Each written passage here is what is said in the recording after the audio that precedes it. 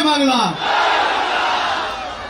আমি প্রথমেই আজকে সকলকে ধন্যবাদ জানাই যারা দীর্ঘ 2.5-3 কিলোমিটার পথ পায়ে হেঁটে আমাদের সাথে এই মিছিলে অংশগ্রহণ করেছেন এবং এখনো যত দূর চোখ যাচ্ছে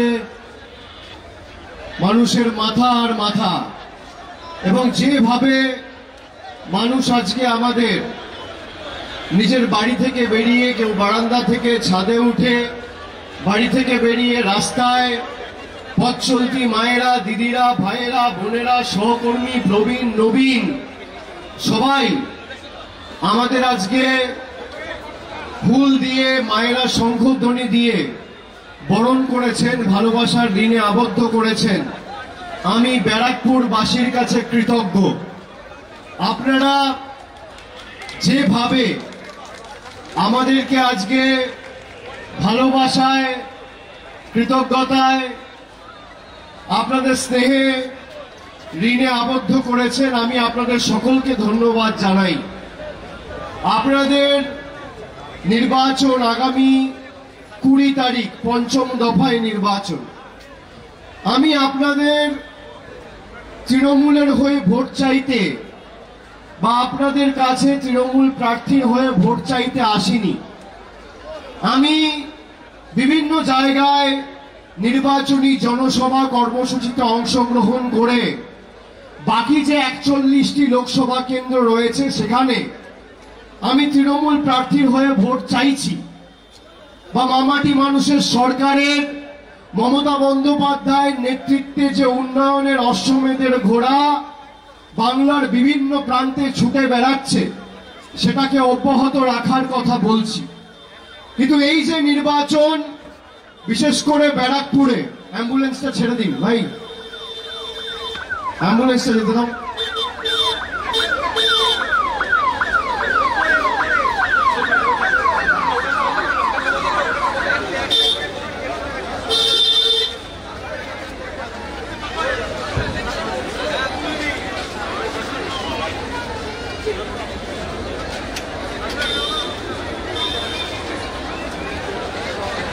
আমি বাকি লোকসভা কেন্দ্রগুলোতে সভা সমিতি করছি। মমতা বন্দ্যোপাধ্যায়ের সার্বিক উন্নয়নের যে জয়যাত্রা 2011 থেকে শুরু হয়েছে সেটা অব্যাহত রাখার কথা বলছি। আপনাদের কাছে খালি আমার একটাই আবেদন থাকবে যে আগামী 20 তারিখ যখন ভোট দিতে যাবেন, খালি চোখ বন্ধ করে 2019 সালের 23শে মে ব্যারাকপুরের বিভিন্ন জায়গায়, নৈহাটি, ব্যারাকপুর, শ্যামনগর, ওদিকে জগদ্দল, ভাটপাড়া, কাকিনাড়ায় বিজেপি জেতার পর কি পরিস্থিতি করেছিল, জল্লাদদের উল্লাস মঞ্চে আমাদের এই ব্যারাকপুরের বিস্তীর্ণ এলাকা জুড়ে ধারাবাহিকভাবে সন্ত্রাস চালিয়েছিল বাংলা দখল করবে বলে। খালি সেই কথাটা মাথায় রাখবেন। বিভিন্ন জায়গায় বম্বিং করা, গুলি চালানো, নৈরাজ্যে পরিণত করা, আর তৎকালীন পুলিশ প্রশাসন ছিল নির্বাচন কমিশনের অধীনে। আমি আপনাদের অনুরোধ করব, আমরা অর্জুন সিংকে দলে নিয়েছিলাম। আপনারা প্রশ্ন করতেই পারেন যে তাহলে আপনারা অর্জুন সিংকে দলে নিলেন কেন? আমরা এটা প্রমাণ করার জন্য দলে নিয়েছিলাম যে অর্জুন সিং এর গায়ে যদি বিজেপির জার্সি আর এমপি পদটা না থাকে, অর্জুন সিং বিড়াল তৃণমূলে ছিল, খাঁচা বন্দী হয়েছিল, ব্যারাকপুরে কোনো জায়গায় কোনো অশান্তি করতে পারেনি। 2022 থেকে 22-23 যে 2 বছর অর্জুন সিং তৃণমূলে ছিল, কোনো জায়গায় কোনো দুর্ঘটনা, কোনো নৈরাজ্য, কোনো গুন্ডামি, রাজানি, গাজোয়ারি, মস্তানি করতে দিইনি। আর যেই বিজেপিতে গেছিল 2019-এর নির্বাচনের প্রাক্কালে, জিতে খুন, বম্বিং, চারিদিকে অশান্তির পরিবেশ তৈরি করেছিল। তৃণমূল, বিজেপি, কংগ্রেস, সিপিএম, নির্দল এসব পরে হবে, আগে মানুষের জীবন বেঁচে থাকার অধিকার, লড়াইয়ের সংগ্রাম।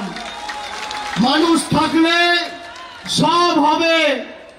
আর আমরা বিজেপিকে বাংলা বিরোধী বলেছি, তার কারণ এরা বাংলার কৃষ্টি, সংস্কৃতি, ঐতিহ্য জানে না। 10 দিন আগে দেশের স্বরাষ্ট্রমন্ত্রী অমিত শাহ এসে বাংলায় আমাদের ধমকি দিয়ে গেছিল, বলেছিল সবকো উল্টা করকে লটকা কে সিধা কিয়া যায়গা। আর গত পরশুদিন কি দেখলেন? এই অর্জুন সিং এর ছেলে পবন সিং নরেন্দ্র মোদীর হাতে রবীন্দ্রনাথ ঠাকুরের উল্টো প্রতিকৃতি, উল্টো ছবি, রবীন্দ্রনাথ ঠাকুরকেই উল্টো করে ঝুলিয়ে দিয়েছে। এই কারণে বিজেপিকে আমরা বাংলা বিরোধী বলছি। আমরা বিজেপিকে বাংলা বিরোধী কেন বলছি? ভারতবর্ষের যত রাজ্য রয়েছে একমাত্র বাংলা, যাকে পেটে, যাকে ভাতে মারার পরিকল্পনা, ষড়যন্ত্র বিজেপি করেছে। গরিব মানুষের 100 দিনের টাকা এই বিজেপি সরকার বন্ধ করে রেখেছে। গরিব মানুষের বাড়ির ছাদের টাকা, আবাস যোজনায় প্রায় 8,000 কোটি টাকা এই বিজেপি সরকার বন্ধ করে রেখেছে। জলের টাকা বন্ধ, কলের টাকা বন্ধ, রাস্তার টাকা বন্ধ, সর্বশিক্ষা মিশনের টাকা বন্ধ। সর্বত্র বাংলায় 2021 সালে হেরে যাওয়ার পরে বাংলার টাকা বন্ধ। আমরা এই লোকসভায় 6টা বিধানসভায় জিতেছিলাম, একমাত্র খালি ভাটপাড়া বিধানসভা কেন্দ্রে হেরেছিলাম। আমি ব্যারাকপুরবাসীকে বলবো, আপনি দেখুন তৃণমূল আর বিজেপির মধ্যে পার্থক্য কি। আমরা ভাটপাড়ায় হেরেছি, কিন্তু তাও ভাটপাড়ায় আপনি অনুবীক্ষণ যন্ত্র দিয়ে একটা মহিলা চিহ্নিত করে দেখাতে পারবেন না যে বলতে পারবে যে এখানে বিজেপি জিতেছে, তাই আমি লক্ষ্মীর ভান্ডার পাচ্ছি না। আর অন্যদিকে বাংলায় হেরে গিয়ে নরেন্দ্র মোদীর গরিব বিরোধী, জনবিরোধী বিজেপি সরকার গরিব মানুষের 100 দিনের টাকা বন্ধ করে রেখেছে। এদেরকে এমন ভাবে আগামী 20 তারিখ জবাব দিতে হবে যে মানুষকে ঠকানোর আগে যাতে 10 বছর এরা ব্যারাকপুরের জবাবটা মনে রাখে। আমি আপনাদের বলবো, 10 বছর আগে দেশের প্রধানমন্ত্রী নরেন্দ্র মোদী হবার আগে দেশের পরিস্থিতি কি ছিল আর আজকে দেশের পরিস্থিতি কি, নিজের চোখে দেখে বিচার করুন। যারা দিন আনেন দিন খান, 1 দশক আগে 2014 সালের আগে যারা বলেছিল আচ্ছে দিন আসবে, একটা রান্নার গ্যাসের সিলিন্ডারের দাম ছিল আজ থেকে 10 বছর আগে 400 টাকা। আজকে মোদিজির শাসনকালে সেই রান্নার গ্যাসের একটা সিলিন্ডারের দাম 1000 টাকা। ডিজেলের দাম ছিল 40 টাকা, আজকে ডিজেলের দাম 93 টাকা। পেট্রোলের দাম ছিল 50 টাকা, আজকে পেট্রোলের দাম 100 টাকা। আজকে পাতিলেবুর দাম 180 টাকা কেজি। চা পাতা ছিল 2014 সালে 100 টাকা কেজি, আজকে চা পাতার দাম 280 টাকা কেজি। মুগ মসুরের ডাল ছিল 50, 55, 60 টাকা কেজি, আজকে 160 টাকা, 70 টাকা কেজি। রসুন ছিল 70 টাকা কেজি, আজকে রসুনের দাম 430 টাকা কেজি। দুধ ছিল 20 টাকা লিটার, আজকে দুধ 55-60 টাকা লিটার। সরষের তেল ছিল 50 টাকা লিটার, আজকে সরষের তেল 160 টাকা লিটার। বাজারে একটা ডিম কিনতে যেতেন, একটা ডিমের দাম ছিল 2.5 টাকা, 3 টাকা, আজকে সেই একটা ডিমের দাম 7 টাকা। এই হচ্ছে আজকে দিনের নমুনা। ভারতবর্ষের প্রধানমন্ত্রী গরিব মানুষের টাকা আটকে রেখে দিল্লিতে বাসভবন তৈরি করছে প্রধানমন্ত্রী আর দেশের উপরাষ্ট্রপতির 20,000 কোটি টাকা খরচা করে। আপনি দেখুন জীবনদায়ী ওষুধ, যে ওষুধের দাম ছিল 200 টাকা, সেই ওষুধের দাম আজকে 5 গুণ বেড়ে 1000 টাকা। সর্বত্র মূল্য বৃদ্ধি। একদিকে মমতা বন্দ্যোপাধ্যায়ের আমাদের মামাটি মানুষের সরকার 1000 টাকা করে লক্ষ্মীর ভান্ডার আমার মায়েদের দিচ্ছে, আর অন্যদিকে নরেন্দ্র মোদীর সরকার আপনাদের কাছ থেকে 1200 টাকায় গ্যাস দিয়ে সেই 1200 টাকাটা নিয়ে দিল্লিতে চলে যাচ্ছে। এই হচ্ছে বিজেপি সরকারের নমুনা। একদিকে দিদি দিচ্ছে আর একদিকে মোদী নিচ্ছে। 10 বছর মোদী সরকার ক্ষমতায়, ভাটপাড়ায় সভা করতে এসছেন সম্মানীয় প্রধানমন্ত্রী। আমি প্রধানমন্ত্রীকে বলেছিলাম যে আপনি 10 বছরে মানুষের জন্য কি কাজ করেছেন তার পুঙ্খানুপুঙ্খ হিসেব আপনি শ্বেতপত্র প্রকাশ করে মানুষের কাছে তুলে ধরুন। আপনারা মানেন যে নির্বাচন কর্মের নামে হওয়া উচিত। আপনারা নির্বাচনে জনপ্রতিনিধি নির্বাচিত করেন জল, কল, রাস্তা, অন্ন, বস্ত্র, বাসস্থান, সামাজিক সুরক্ষা, স্বাস্থ্য, শিক্ষায় উন্নয়নের লক্ষ্যে। সেখানে একটি কথা না বলেও দেশের প্রধানমন্ত্রী বলছে যারা মাছ খায়, যারা ডিম খায়, যারা মাংস খায় তারা দেশ বিরোধী। বলছে আমার সরকার 370 সরিয়েছে তাই আমাকে ভোট দিন, আমার সরকার রাম মন্দির করেছে তাই আমাকে ভোট দিন। আমি যদি আপনাদের বলি ব্যারাকপুরে সবথেকে বড় মন্দির আমি করব, আপনারা ভোট দেবেন? সেই বিতর্কে পা দেবেন না, সেই প্ররোচনায় পা দেবেন না। মন্দির করতে গেলে নির্বাচিত হতে হয় না, মসজিদ করতে গেলে নির্বাচিত হতে হয় না, গুরুদ্বারা করতে গেলে নির্বাচিত হতে হয় না। গরিব মায়ের চোখের জল মোছাতে গেলে আপনাকে নির্বাচিত হয়ে জনপ্রতিনিধির কাজ করতে হয়। আপনি ধর্ম বাড়িতে করবেন, আপনি গুরুদ্বারায় করবেন, মন্দিরে করবেন, মসজিদে করবেন। আমি একজন ব্রাহ্মণ বাড়ির ছেলে, আমি স্বামী বিবেকানন্দর গেরুয়া ধর্মে বিশ্বাস করি, যোগী আদিত্যনাথের গেরুয়া ধর্মে আমি বিশ্বাস করি না। যারা মানুষ মেরে মানুষ প্রেমের কথা বলে সেই 2 নম্বরই বিজেপির ধর্মে বিশ্বাস করি না, আমি কর্মে বিশ্বাস করি। আমরা বিশ্বাস করি বৈচিত্র্যের মধ্যে একতার মূল মন্ত্রে। নানা ভাষা, নানা মত, নানা পরিধান, বিবিধের মাঝে দেখো মিলন মহান। একদিকে আমরা বলছি সমাজকে এক করে, মানুষকে ঐক্যবদ্ধ করে সমাজকে আরো শক্তিশালী করব, আর একদিকে বিজেপি বলছে ডিভাইড অ্যান্ড রুল। কালকে অমিত শাহ শ্রীরামপুরে সভা করতে এসছেন, সেখানে বলেছেন দুর্গাপুজোয় মমতা বন্দ্যোপাধ্যায় নাকি ছুটি দেয় না। 5 বছর আগে এসে বলতো বাংলায় দুর্গাপুজো হয় না, আর এখন এসে বলছে দুর্গাপুজোয় ছুটি দেয় না। গত বছর 2023 সালে সপ্তমী ছিল 20 তারিখ, আর আমাদের সরকার ছুটি দিয়েছিল 18 তারিখ থেকে 27 তারিখ, 10 দিন। আমি অমিত শাহকে বলবো যে আপনি 17টা রাজ্যে ক্ষমতায় রয়েছেন, আপনি যদি দেখাতে পারেন বাংলার থেকে বড় ভাবে আপনি দুর্গাপুজো কোন রাজ্যে পালন করতে আপনার কোন রাজ্য সরকার সদর্থক ভূমিকা পালন করেছে, বা আমরা 10 দিন ছুটি দিয়েছি আপনি তার জায়গায় কোন রাজ্য সরকারে আপনার কোন মুখ্যমন্ত্রী 11 দিন ছুটি দিয়েছে, আমি রাজনীতিতে পা রাখবো না, এত বড় কথা বলে দিয়ে যাচ্ছি। আপনারা এই অমিত শাহের দল যখন মমতা ব্যানার্জি আমাদের সরকার দুর্গাপুজোর প্রসার ঘটানোর জন্য ক্লাব কমিটিগুলোকে 50,000 টাকা দিয়ে সাহায্য করে, তখন সিপিএম এর সাথে হাত মিলিয়ে কলকাতা হাইকোর্টে গিয়ে পিল করে, মামলা করে, সেই টাকা আটকানোর চেষ্টা করে। বাংলাকে যারা ভাতে মেরেছে, বাংলার মর্যাদা সম্মান যারা ক্ষুণ্ণ করেছে, 10 বছর বাংলার মানুষকে নিপীড়িত, বঞ্চিত, অত্যাচারিত, শোষিত করে রেখেছে, আগামী 20 তারিখ তাদের কড়ায় গন্ডায় জোড়া ফুলের পাশের বোতামটা টিপে দিল্লি ভূমিকম্প করে প্রমাণ করতে হবে এই গণতন্ত্রে, এই সমাজে কোন রাজনৈতিক নেতা প্রধানমন্ত্রী নয়, মানুষ শেষ কথা বলে। আপনাদের যেভাবে ঠকিয়েছে, আপনারা এক বুক আশা আকাঙ্ক্ষা স্বপ্ন নিয়ে ভোট দিয়েছিলেন যে সত্যি আছে দিন আসবে। তারপর কি দেখলেন?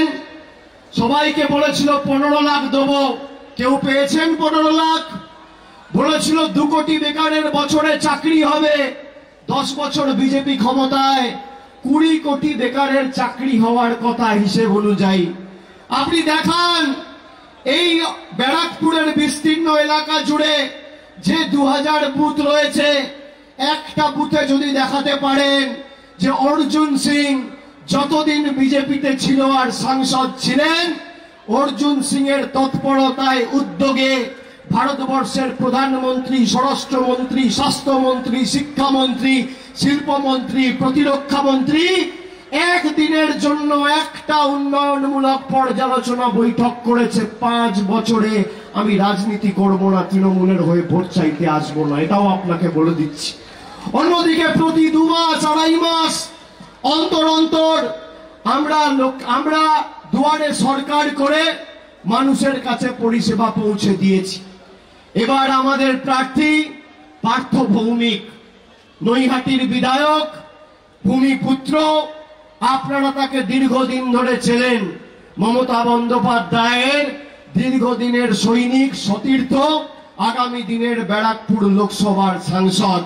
আমি আপনাদের অনুরোধ করব যে ব্যারাকপুরের মাটিকে আর কেউ অশান্ত হতে দেবেন না। এই মাটি শান্তির মাটি, সম্প্রীতির মাটি, একতার মাটি, বাংলার মাটি, উন্নয়নের মাটি, ভ্রাতৃত্বের মাটি। এই মাটি প্রগতির মাটি।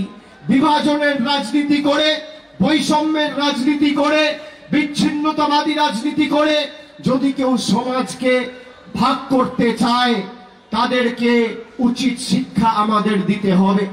আপনারা দেখেছেন সন্দেশখালী করে যে রাজনৈতিক দল গলা ফাটিয়েছিল, আজকে সন্দেশখালীর ভিডিও জনসমক্ষে চলে এসছে। বিজেপির মন্ডলের সভাপতি গঙ্গাধর কয়াল তিনি বলছেন সন্দেশখালীতে কোনো ধর্ষণের ঘটনা ঘটেনি। মহিলাদের 2000 টাকা দিয়ে বিজেপি ইচ্ছা করে মহিলাদের বাধ্য করেছে ভুয়ো ধর্ষণের অভিযোগপত্র থানায় জমা দিতে, যাতে তৃণমূল নেতাদের গ্রেফতার করে বাংলাকে কলুষিত করা যায়। আমরা গোদরার কথা শুনেছিলাম ছোটবেলায়, 2001, 2002। আমরা 2019 সালে পুলওয়ামার কথা শুনেছিলাম। সেখানে বিজেপি যাকে রাজ্যপাল নিয়োগ করে জম্মু কাশ্মীরে পাঠিয়েছিলেন, পুলওয়ামা যখন হয়েছিল তদানীন্তন জম্মু কাশ্মীরের গভর্নর সত্যপাল মালিক তিনি বলছেন মোদী সরকারের কাছে আগাম খবর ছিল, তাও মোদী সরকার ব্যবস্থা নেয়নি। তার কারণ মোদী সরকার চেয়েছিল এই 40 জন সেনার লাশের উপর দাঁড়িয়ে বিজেপির হয়ে ভোট চেয়ে দ্বিতীয়বার ক্ষমতা দখল করবে। মানুষ আজকে বুঝতে পারছে। আর আমরা চোখে কি দেখছি যে যেই সন্দেশখালীতে আপনারা সন্দেশখালী করে গলা ফাটিয়েছিলেন, সেই সন্দেশখালীতে কোনো ধর্ষণ হয়নি, এক বিন্দু রক্ত ঝরেনি। বাংলাকে কলুষিত, কলঙ্কিত আর বাংলার মায়েদের সম্ভ্রম দিল্লির বুকে আপনারা 2000 টাকার বিনিময়ে বেচে দিয়েছে। 5, 10টা 15টা ভোটই তো কম পাবেন। রাজনৈতিক লড়াই তো আমরাও লড়ছি। তৃণমূলকে আক্রমণ করতে গিয়ে এরা বাংলাকে ছোট করেছে। যারা নিজেদের রাজনৈতিক স্বার্থে বাংলাকে ছোট করে মহিলাদের সম্ভ্রম 2000 টাকায় দিল্লিতে বিক্রি করে, তারা বাংলার উন্নয়ন করবে। যারা বাংলার গরিব মানুষের আবাসের টাকা আটকে রাখে, তারা বাংলার উন্নয়ন করবে। যারা বাংলায় লক্ষ্মীর ভান্ডার আটকাতে চায়, তারা বাংলার উন্নয়ন করবে। যারা বাংলার 1,65,000 কোটি টাকা বকেয়া পাওনা আটকে রাখে, তারা বাংলার উন্নয়ন করবে। আমি আপনাদের জিজ্ঞেস করতে চাই, 20 তারিখ আপনারা ভোটাধিকার প্রয়োগ করবেন। গরম বাড়লে, বৃষ্টি পড়লে ছাতা নিয়ে যাবেন। কথায় আছে না, সেকড়ার ঠুকঠাক কামারের একগা, 100 সোনার কি 1 লোহার কি। 5 বছর ধরে আপনাকে অত্যাচারিত, বঞ্চিত করে রেখেছে। রিমোট কন্ট্রোলের মতো বাংলার মানুষের জীবনে অত্যাচার, আক্রমণ নামিয়ে এনেছে এই জনবিরোধী মোদী সরকার। কখনো জিএসটি, কখনো আবাসের টাকা বন্ধ, কখনো নোটবন্দি, কখনো 100 দিনের গরিবের টাকা বন্ধ। এবার মাথায় রাখতে হবে, মোদিজির কাছে রিমোট কন্ট্রোল থাকলে আপনার কাছেও ইভিএম এর বোতাম আছে। আপনি ইভিএম এর বোতামটা টিপবেন, আর আগামী দিন বিজেপি নেতাদের ভবিষ্যৎ অন্ধকার হয়ে যাবে। গণতন্ত্রে কোনো বড় নেতা শেষ কথা বলে না, শেষ কথা সাধারণ মানুষ বলে। আপনার একটা ভোটের যা ক্ষমতা, কারোর ক্ষমতা নেই। আপনি চেয়েছেন বলে কেউ প্রধানমন্ত্রী হয়েছে, কেউ বিধায়ক হয়েছে, কেউ সাংসদ হয়েছে, কেউ মুখ্যমন্ত্রী হয়েছে, কেউ কেন্দ্রীয় মন্ত্রী হয়েছে, কেউ রাষ্ট্রপতি হয়েছে, কেউ রাজ্যপাল হয়েছে। আপনি যদি না চান, কারোর কোনো ক্ষমতা নেই। এদের ঔদ্ধত্য, দম্ভ, অহংকার রাস্তায় নামিয়ে চূর্ণ বিচূর্ণ করতে মানুষের 5 মিনিটের বেশি সময় লাগবে না। আমি 3 মাস ধরে রাস্তায়, আমি আপনাকে বলছি, আমি মানুষের চোখে মুখে যা উৎসাহ উদ্দীপনা দেখেছি, সর্বত্র উত্তর থেকে দক্ষিণ সব কটা জেলা বিগত 3 মাসে আমি গেছি, সভা সমিতি কর্মসূচি করেছি। কেন্দ্রের সরকারের বিদায় এবং আগামী 4 তারিখ পরিবর্তনের সরকার দিল্লিতে হচ্ছে, কেউ আটকাতে পারবে না। এবং সেই সরকারের ক্ষেত্রে নির্ণায়ক ভূমিকা যাতে বাংলার মানুষ পালন করে, সেটা আপনাদের সুনিশ্চিত করতে হবে। আমাদের প্রথম লক্ষ্য, সরকার হওয়ার পর বাংলার যে 1,64,000 কোটি টাকা আটকে রয়েছে, আমরা 3 মাসের মধ্যে সেই টাকা এনে প্রগতিকে আরো 10 গুণ গতিতে বাড়িয়ে নিয়ে গিয়ে মানুষকে পরিষেবা পৌঁছে দেব। এত অর্থনৈতিক বাধা, বিপত্তি, প্রতিকূলতা থাকার পরেও মমতা বন্দ্যোপাধ্যায় 25,000 কোটি টাকা খরচা করে বাংলার 2,12,00,000 মহিলাকে লক্ষ্মীর ভান্ডার দিচ্ছে। এত বাধা, বিপত্তি, প্রতিকূলতা থাকার পরেও আমরা স্বাস্থ্যসাথী কার্ড দিচ্ছি। মোদিজি বলছে আমাকে আয়ুষ্মান ভারত বাংলার মুখ্যমন্ত্রী করতে দেয়নি। হ্যাঁ, আমরা করতে দিইনি। কেন দিইনি তাও আপনাকে বলছি। আর এখানে সংবাদ মাধ্যম আছে, সংবাদ মাধ্যমের সামনে বলছি, শুনে রাখুন। আপনার বাড়িতে কারোর হাতে যদি মোবাইল, স্মার্টফোন থাকে, সে আয়ুষ্মান ভারত পাবে না। পরিবারে 4 জন সদস্য, কারোর যদি স্কুটার থাকে, আয়ুষ্মান ভারত পাবেন না। বাড়িতে টিভি থাকলে আয়ুষ্মান ভারত পাবেন না। রেডিও থাকলে, ফ্রিজ থাকলে আয়ুষ্মান ভারত পাবেন না। আর আমাদের স্বাস্থ্যসাথী, হাতে ফোন থাকলেও পাবেন, না থাকলেও পাবেন। বাড়িতে টিভি থাকলেও পাবেন, না থাকলেও পাবেন। ফ্রিজ থাকলেও পাবেন, না থাকলেও পাবেন। স্কুটার থাকলেও পাবেন, না থাকলেও পাবেন। মোটরসাইকেল থাকলেও পাবেন, না থাকলেও পাবেন। রেডিও থাকলেও পাবেন, না থাকলেও পাবেন। 8 থেকে 80, ছোট থেকে বড়, মহিলা, প্রবীণ, নবীন, সবাই বাংলার 10 কোটি মানুষ স্বাস্থ্যসাথী পাচ্ছে। আমরা যদি আয়ুষ্মান ভারত করতে দিতাম, বাংলার 10 কোটি বঙ্গবাসীর মধ্যে 40 লক্ষ লোক পেত আয়ুষ্মান ভারত, আর 9,60,00,000 লোক বঞ্চিত হতো। আপনারা বলুন তো, আপনারা কি চান, আয়ুষ্মান ভারত না স্বাস্থ্যসাথী? আমরা এই কারণে করতে দিইনি। আমাদের তো রাজ্য সরকারের 5,000 কোটি টাকা বাঁচত, কিন্তু 9,60,00,000 মানুষ পরিষেবা পেত না। তাতে লাভ কি? আমরা বৈষম্য করে রাজনীতি করি না। আমরা নির্বাচিত হওয়ার পর আমাদের একটাই ধর্ম, মানব ধর্ম। আমি আপনাদের বলছি, এই যে বিজেপি সভা সমিতি করছে, আপনি দেখুন 10 বছরের রিপোর্ট কার্ড। আপনারা বলুন তো, যারা আজকে আমাদের সভা দেখছেন, শুনছেন, খালি আমাকে একটা কথা বলুন, মোদিজি 10 বছর ক্ষমতায়, মোদিজির রিপোর্ট কার্ড নিয়ে আসা উচিত, হ্যাঁ কি না? যে 10 বছর আমি বাংলার জন্য কি করেছি, ব্যারাকপুরের জন্য কি করেছি, মানুষকে জবাবদিহি করা উচিত, হ্যাঁ কি না? উচিত, হ্যাঁ কি না? আমাদের রিপোর্ট কার্ড আমি তৈরি করে নিয়ে এসেছি। আজকে 15 তারিখ, 20 তারিখ ভোট, 18 তারিখ অব্দি প্রচারের সময় রয়েছে। আমি এই সভা থেকে চ্যালেঞ্জ করে যাচ্ছি, বিজেপির ছোট বড় মাঝারি যারা রয়েছে, নেতা কর্মী সমর্থক যারা রয়েছে, একটা মঞ্চ ঠিক করুন, জায়গা ঠিক করুন, আপনারা ঠিক করুন। আমাকে 2 ঘন্টা আগে বলবেন, আমি আমার রিপোর্ট কার্ড নিয়ে আসবো, আপনি আপনার রিপোর্ট কার্ড নিয়ে আসুন। 10 বছরে মোদী সরকার কি করেছে ব্যারাকপুরের জন্য, জগদ্দলের জন্য, নোয়াপাড়ার জন্য, নৈহাটির জন্য, আর আপনি কি করেছেন?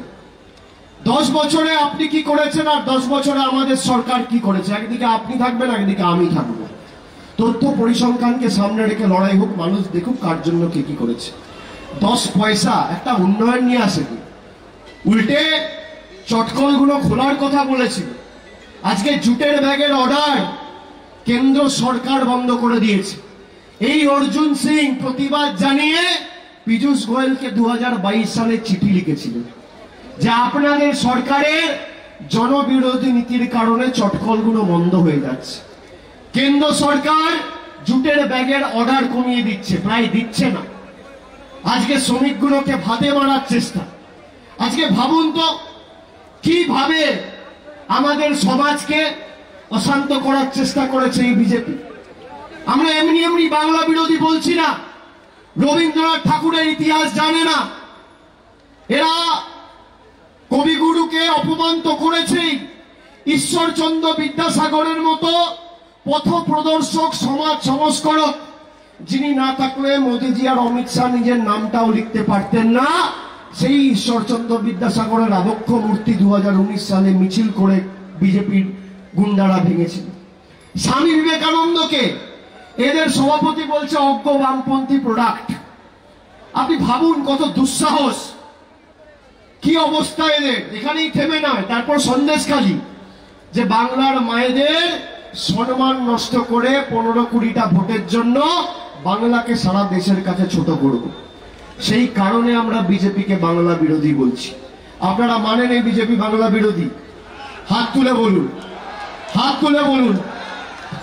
দেশের মধ্যে একমাত্র বাংলা যার 100 দিনের কাজের ক্ষেত্রে কেন্দ্র সরকারের বরাদ্দের সংখ্যা হচ্ছে এত বড় একটা গোল্লা, শূন্য, 1 পয়সা দেয়নি 3 বছরে। আমাদের পয়সা লাগবে না। আমি আপনাদের বলছি এই সরকারের পতন, অহংকারী সরকারের পতন সময়ের অপেক্ষা। আর আমি আপনাদের বলার আগে একটা ছোট্ট গল্প বলে শেষ করব, একটা ছোট্ট গল্প বলে শেষ করব। অনেকক্ষণ ধরে লোকজন রয়েছে, আমরা সভা বেশিক্ষণ চালাবো না। আমি একটা 2 মিনিট ছোট্ট গল্প বলে শেষ করব যে আপনারা বিজেপির হাতে ক্ষমতা দিয়েছেন আর বিজেপি আপনাদের পাতে ভাতে আঘাত করেছে। যার ভোটে নির্বাচিত হয়েছে তার টাকাই বন্ধ করেছে। একটা জঙ্গলে একজন মুনি থাকতো, আর জঙ্গলে স্বাভাবিকভাবে জন্তু, জানোয়ার, পোকা মাকড়, সাপ, ব্যাঙ সবকিছুই থাকে। তো একজন সাধু বাবা থাকতো। সেই জঙ্গলে একটা ছোট্ট নেংটি ইঁদুর ছিল। এবার নেংটি ইঁদুরটা একটা গাছের তলায় ছোট্ট একটা নিজের ঘর টাইপের বানিয়ে সেখানেই থাকতো। তার খুব ভয়, সকাল বিকেলে বেরোলে কখনো সাপ তাড়া করছে, কখনো বাজ পাখি ঠোকর মারছে, কখনো চিল এসে ঠুকরে যাচ্ছে। এবার একদিন নেংটি ইঁদুরটার খুব খিদে পেয়েছে। সকালবেলা তার বাসা থেকে বেরিয়ে খাবারের সন্ধানে জঙ্গলে ঘুরে বেড়াচ্ছে। এমন সময় একটা সাপ তাড়া করেছে। ছুটতে ছুটতে ছুটতে ছুটতে নেংটি ইঁদুরটা গিয়ে সাধু বাবার কোলে উঠে বসেছে। সাধু বাবা ধ্যানে মগ্ন, চোখ খোলে না। 3 ঘন্টা 4 ঘন্টা পর সাধু বাবা চোখ খুলেছে, দেখছে কোলের উপর একটা নেংটি ইঁদুর বসে। সাধু বাবা জিজ্ঞেস করলো, কি হলো বাছা, কি চাই তোমার? এতক্ষণ ধরে তুমি বসে রয়েছ।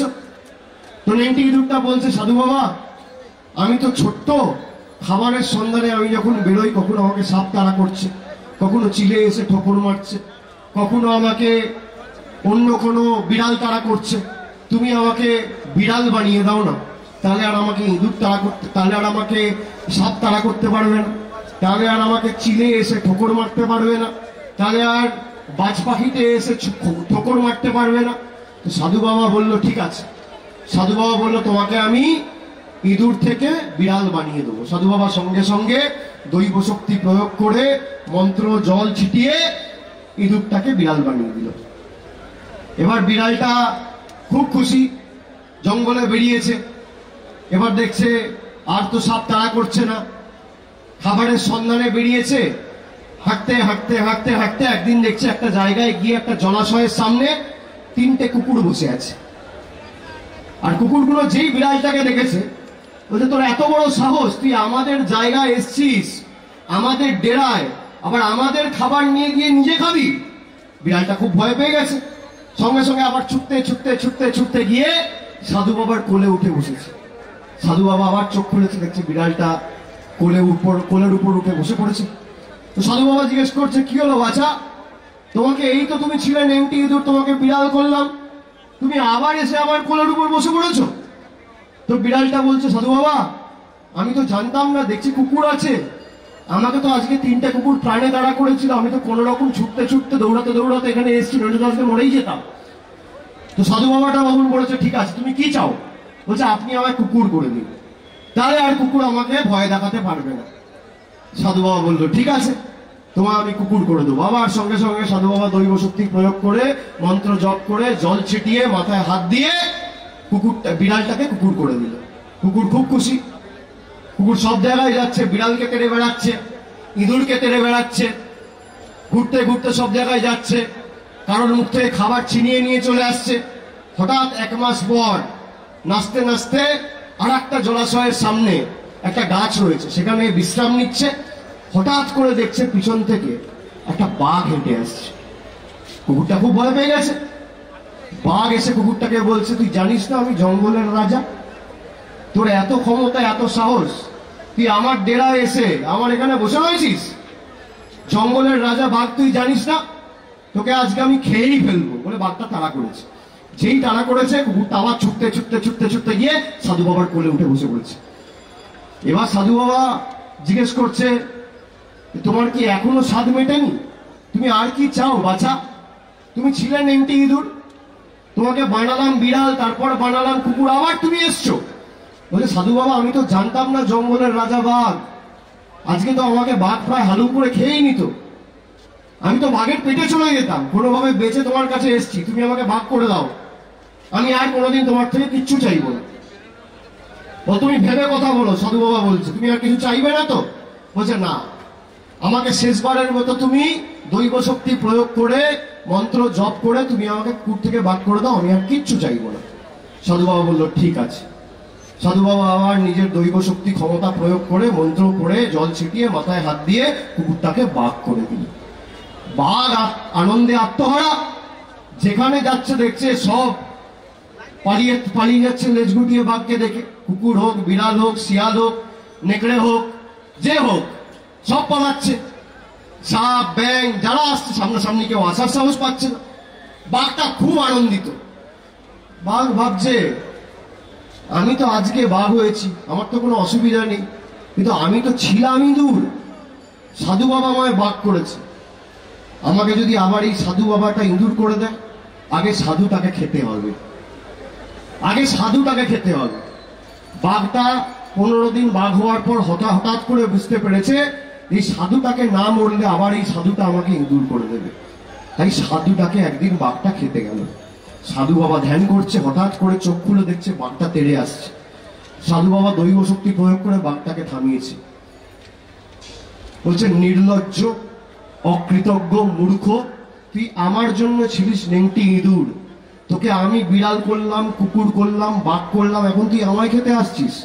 তুই ছিলিস নেংটি ইঁদুর, আবার তোকে মন্ত্র জপ করে এনে নেংটি ইঁদুর করে দিলাম বলে জল ছিটি আবার নেংটি ইঁদুর করে দিলাম।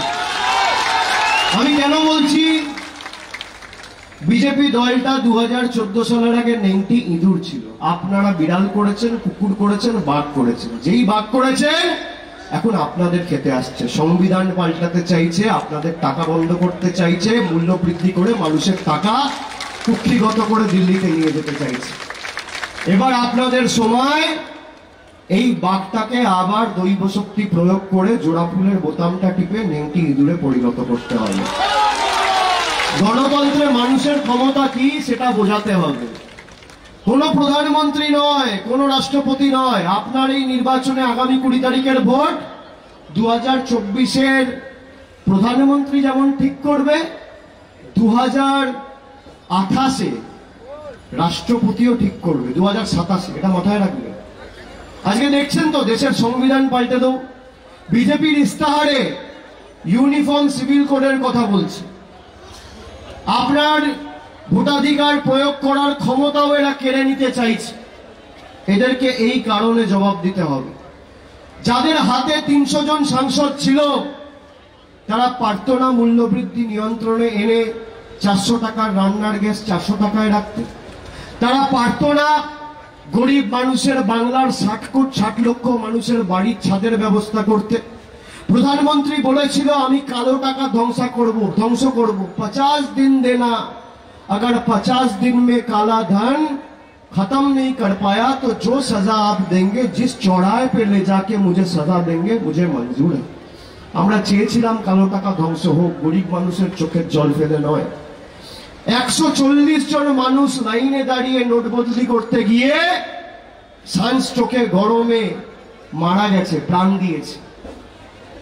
700 জন কৃষক কালো কৃষি বিলের কারণে আত্মহত্যা করেছে, তাদের রক্ত এই বিজেপির হাতে লেগে রয়েছে। আর যারা আপনাকে ভাতে মারার চেষ্টা করেছে তাদেরকে আগামী দিন নিজের অধিকারটা সামনে রেখে যোগ্য জবাবটা দিতে হবে। অর্জুন সিং বিভিন্ন জায়গায় যাবে, টাকা পয়সা বিলি করবে। আমি আপনাদের বলবো, যাকে টাকা দেবে টাকাটা নিয়ে নেবে। আমরা আপনার সাথে সারা বছর থাকি, এদের নির্বাচনের সময় খালি টাকার কথা মনে হয়, সারা বছর যখন মানুষের কষ্ট হয় তখন টাকা পয়সার কথা মনে পড়ে না। আমরা তো সারা বছর রয়েছি, চেনা বামুনের পইতে লাগে না। বিজেপি যখন টাকা দিতে আসবে, যে টাকা নাও আর বিজেপিকে ভোট দিও, আমি হাত জোড় করে ব্যারাকপুর বাসীর কাছে অনুরোধ করছি যে টাকা নিয়ে নেবেন, পদ্ম ফুলের থেকে টাকা নেবেন আর জোড়া ফুলে ভোট দেবেন। যে যে ভাষায় বোঝে তাকে সেই ভাষায় জবাব দেবেন। এবং আগামী দিন যাতে এই গুন্ডামি, মস্তানি, জুলুমবাজি আর গুন্ডারাজের জল্লাদদের উল্লাস মঞ্চে পরিণত করার ব্যারাকপুরকে যে পরিকল্পনা, তার যোগ্য জবাব দিয়ে এদের উচিত শিক্ষা দিতে হবে। যে যারা মানুষকে ভুল বুঝিয়ে অত্যাচার করে 400 টাকার গ্যাস 1000 টাকায় করেছ, তাদেরকে উচিত শিক্ষা দিতে হবে। আমরা আমাদের ইস্তাহারে বলেছি যে আমরা আগামী দিন ইন্ডিয়া জোট ক্ষমতায় এলে ভারতবর্ষ জুড়ে যত বিপিএল পরিবার আছে প্রত্যেক পরিবারকে বছরে 10টা করে গ্যাসের সিলিন্ডার বিনামূল্যে, বিনা পয়সায় আমাদের সরকার দেবে। পরিবর্তন হচ্ছে, কেউ আটকাতে পারবে না। চলবে না অন্যায়, টিকবে না ফন্দি, জনগণের আদালতে 20 তারিখ হতে হবে বন্দী। আপনাদের 5ম দফায় ভোট, 4 দফায় ভোট ইতিমধ্যে হয়ে গেছে, আর 3 দফায় ভোট বাকি আছে, 7 দফায় ভোট। প্রথম দফায় জলপাইগুড়ি, আলিপুরদুয়ার আর কুচবিহারের মানুষ এদের বাড়িতে ঢুকে সার্জিক্যাল স্ট্রাইক করেছে, এদের মাথাটা ভেঙেছে বাংলা বিরোধীদের। দ্বিতীয় দফায় বালুরঘাট আর রায়গঞ্জ এই বাংলা বিরোধীদের ঘাড় ভেঙেছে। তৃতীয় দফায় মালদা, মুর্শিদাবাদ এদের মেরুদণ্ড ভেঙেছে। গত পরশুদিন 4র্থ দফা ছিল, সেখানে বীরভূম আর পূর্ব বর্ধমানের লোকেরা এদের কোমর ভেঙেছেন। আপনারা 5ম দফায় এদের পা আর হাঁটুটা ভাঙবেন। 6ম দফায় মেদিনীপুর আর জঙ্গলমহল এদের কোনুই আর হাত ভাঙবে। আর 7ম দফায় তো আমি আছি, ডায়মন্ড হারবার, এদের ঔদ্ধত্য, অহংকার আর দম্ভ ভেঙে চূর্ণ বিচূর্ণ করব। যারা মানুষকে ঠকিয়েছে না, আপনি দেখবেন কি অবস্থা হয়, এদের কি পরিণতি হয়। অমিত শাহ এসে 5 বছর কি করেছি বলেনি, বাঙ্গাল মে দিদি দুর্গা পূজা মে ছুट्टी नहीं देता है, সেই জন্য বিজেপিকে ভোট করে।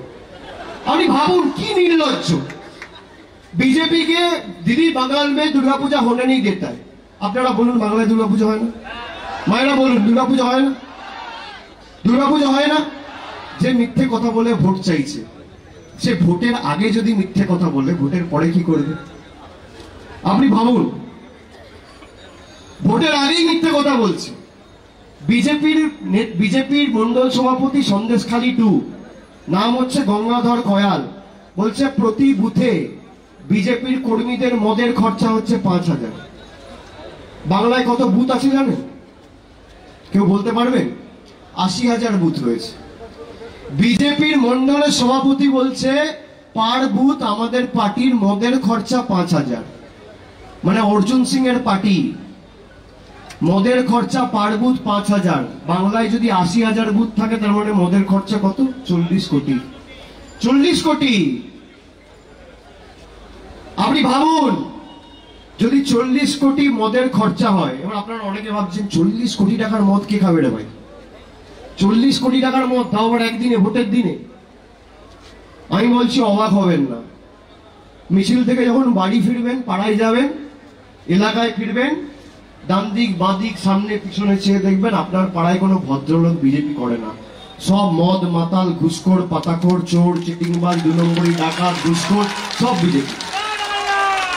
মানুষের আবাসের টাকা বন্ধ আর বিজেপির মদের বাজেট 40 কোটি টাকা। এই হচ্ছে ভারতীয় জনতা পার্টি, এই হচ্ছে বিজেপির প্রকৃত স্বরূপ। আপনি ভাবুন, ভুয়ো কমপ্লেন দিয়ে বাংলাকে ছোট করবে, তাও 2000 টাকা। কালকে অমিত শাহ এসে বলেছে যে আমরা লক্ষ্মীর ভান্ডার 100 টাকা করে বাড়াবো।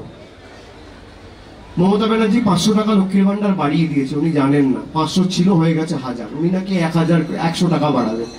আমি বলবো যারা এসছেন, আমরা এই বিজেপিকে সাফ করার পর আমাদের যারা কাজ করেন বা যারা ব্যবসা করেন, জুন মাসের শেষে, জুন মাসের প্রথমে সরকার বদল হবে, সবার মাইনে থেকে 100 টাকা করে কেটে অমিত শাহকে পাঠাবে। বাংলাকে কিনতে চায় 100 টাকায়। 2000 টাকায় যেভাবে মহিলাদের সম্ভ্রম কিনেছে, সেভাবে 100 টাকায় বাংলার মানুষকে কিনতে চায়। বলুন, আমরা জবাব দেবো না? এটা আমাদের অধিকারের লড়াই। আমি সেই কারণে বলছি, তৃণমূল বিজেপি পরে, আগে ব্যারাকপুরের শান্তি, সংহতি, জীবন, জীবিকা, অধিকার, আমার সন্তান, তার ভবিষ্যৎ, পরিবারের সুরক্ষা, এই নিয়ে ব্যারাকপুরের মানুষকে আগামী দিন 20 তারিখ, যেদিন 2011 সালে প্রথমবার পরিবর্তনের সরকার তৈরি হয়েছিল, মমতা ব্যানার্জি শপথ নিয়েছিল, সেই ঐতিহাসিক বিশেমে আপনাদের ভোটাধিকার প্রয়োগ করার সুযোগ। আর সুযোগটা এমন ভাবে ব্যবহার করবেন যে বোতাম টিপবেন এখানে, আর বললাম ওই ভূমিকম্প হবে দিল্লিতে আর মধ্যপ্রদেশে। আর 4 তারিখ যখন ভোট বাক্স খুলবে, 4 তারিখ যখন ভোট বাক্স খুলবে, পদ্মফুলের নেতারা যেন চোখে সর্ষে ফুল দেখে। আর কত বড় গুন্ডা, কত বড় গুন্ডা মানুষ শেষ কথা বলে, কোন গুন্ডা মস্তান শেষ কথা বলে না, সেটা প্রমাণ করতে হবে। আপনারা করবেন তো? করবেন তো? জোরে বলুন, করবেন তো? বাংলা বিরোধীদের বিসর্জন হবে, স্বৈরাচারীদের বিসর্জন হবে, বহিরাগতদের বিসর্জন হবে। ব্যারাকপুরের মাটি থেকে আগামী দিন পার্থ ভৌমিক জিতবে, তৃণমূলের প্রতিনিধি জিতবে। স্বৈরাচারীদের উৎখাত করার জন্য আগামী দিন জোড়া ফুলে লাইনে দাঁড়িয়ে ভোট দেবেন। আর আমি কথা দিয়ে যাচ্ছি, ব্যারাকপুরের সার্বিক উন্নয়নের দায়িত্ব আমার। যে ভালোবাসার দিনে আপনারা আবদ্ধ করেছেন, আমার সাথে আপনাদের আর্থিক সম্পর্ক, আমি রয়েছি, চিন্তা করবেন না। সবাই তো ভেবেছিল অর্জুন সিংকে তৃণমূল নিয়ে নিয়েছে, অর্জুন সিংই টিকিট পাবে। ভাই, তৃণমূল অত বোকা নয়। কে হবে তৃণমূলকে অত বোকা?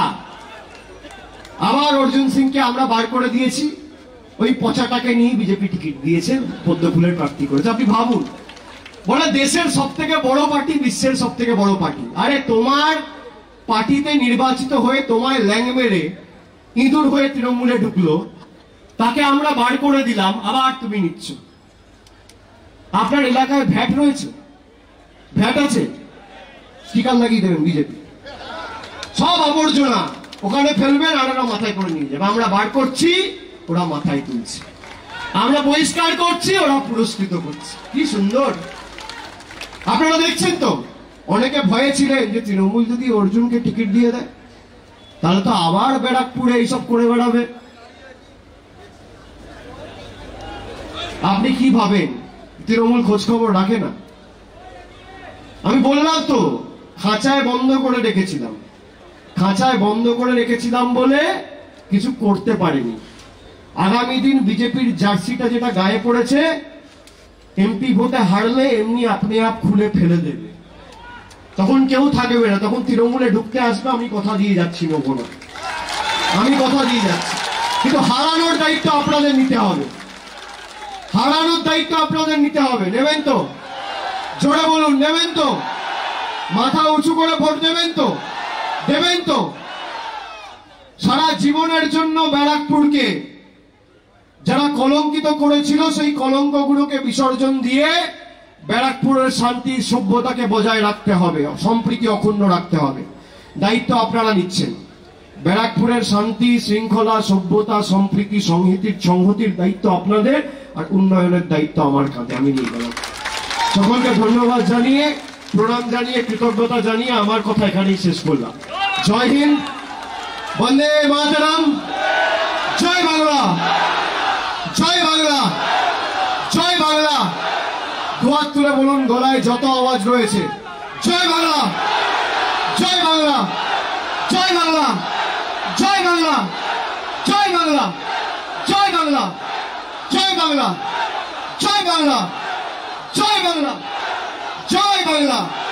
অনেক অনেক ধন্যবাদ, নমস্কার।